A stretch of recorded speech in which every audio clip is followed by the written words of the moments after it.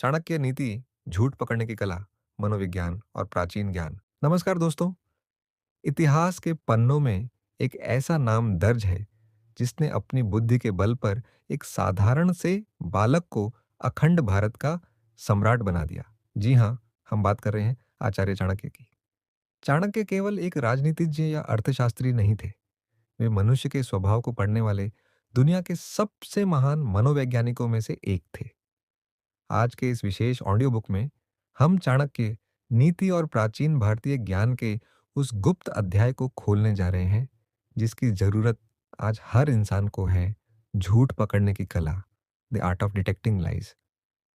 क्या आपके साथ कभी ऐसा हुआ है कि किसी ने आपसे मीठी मीठी बातें की, आपको बड़े बड़े सपने दिखाए और अंत में आपको धोखा दे दिया?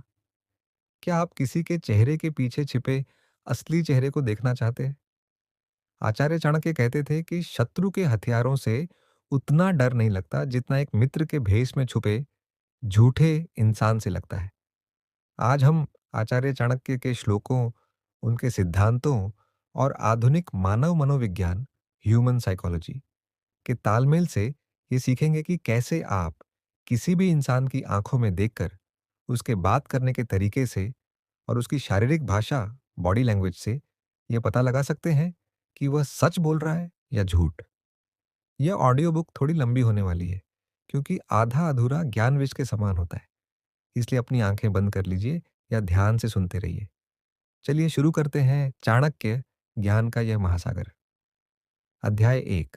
चाणक्य के अनुसार झूठ का आधार क्या है? आचार्य चाणक्य ने अपने नीति शास्त्र में लिखा है कि कोई भी मनुष्य बिना किसी स्वार्थ या भय के झूठ नहीं बोलता।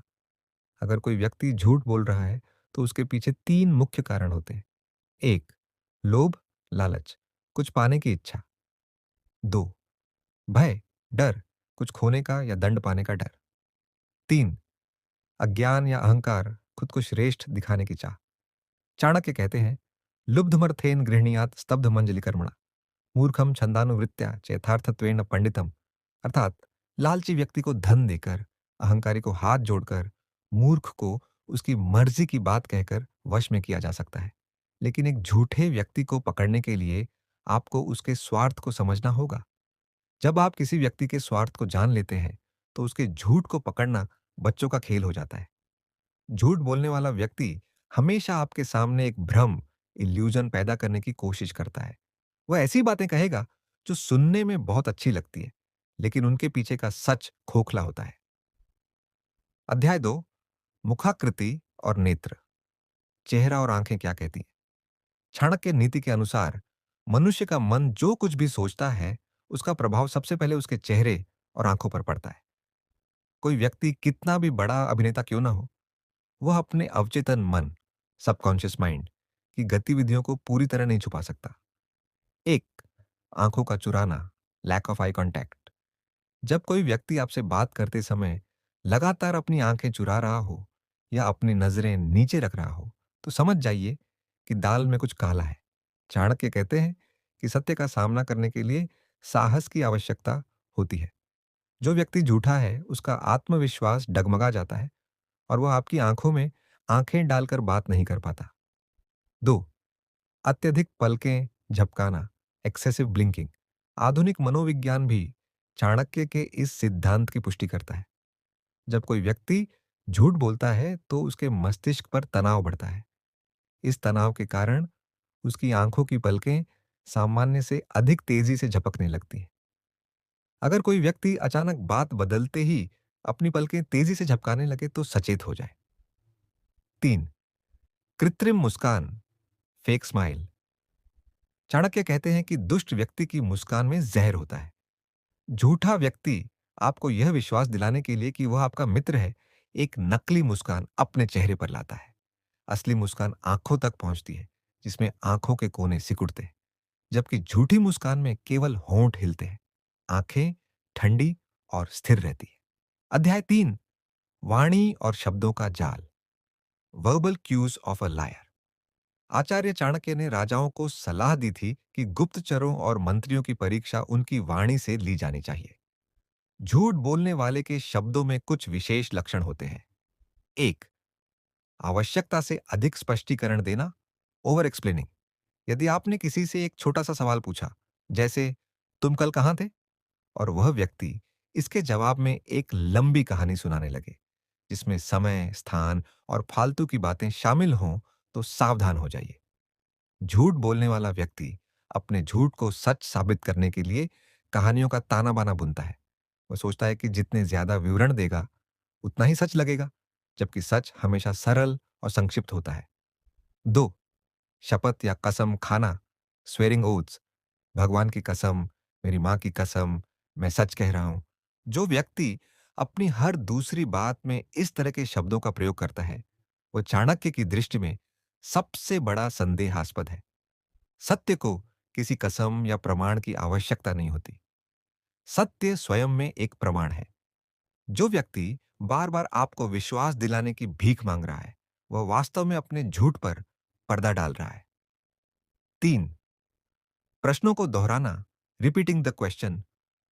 जब आप किसी झूठे व्यक्ति से कोई ऐसा सवाल पूछते हैं जिसका जवाब उसके पास तैयार नहीं होता, तो वह समय लेने के लिए आपके ही सवाल को दोहराता है। जैसे आपने पूछा, क्या तुमने अलमारी से पैसे निकाले? वह कहेगा, क्या मैंने अलमारी से पैसे निकाले? नहीं तो मैंने क्यों निकाले होंगे? ये जो कुछ सेकंड का समय वह लेता है, वह उसका दिमाग झूठ गढ़ने के लिए इस्तेमाल कर रहा होता है। अध्याय 4, शारीरिक भाषा और व्यवहार में बदलाव, बॉडी लैंग्वेज। चाणक्य के अनुसार जब मन में पाप या झूठ होता है तो शरीर उसका साथ देने से इनकार करता है। शरीर में कुछ ऐसे बदलाव आते हैं जिन्हें छुपाना असंभव है। 1. हाथों की हरकतें थम जाना या अत्यधिक बढ़ जाना। बात करते समय जो लोग सामान्य रूप से हाथों का इस्तेमाल करते हैं, झूठ बोलते समय या तो वे अपने हाथों को पूरी तरह से सिकोड़ लेते हैं, जैसे जेब में हाथ डाल लेना या हाथ बांध लेना, या फिर वे अचानक बहुत ज्यादा और अजीब हरकतें करने लगते हैं। वे अपने चेहरे को छूने लगते हैं, नाक को रगड़ते हैं या गले पर हाथ फेरते हैं। चाणक्य नीति कहती है कि यह घबराहट के लक्षण है। 2. शरीर का बचाव की मुद्रा में आना, डिफेंसिव पोस्ट्योर।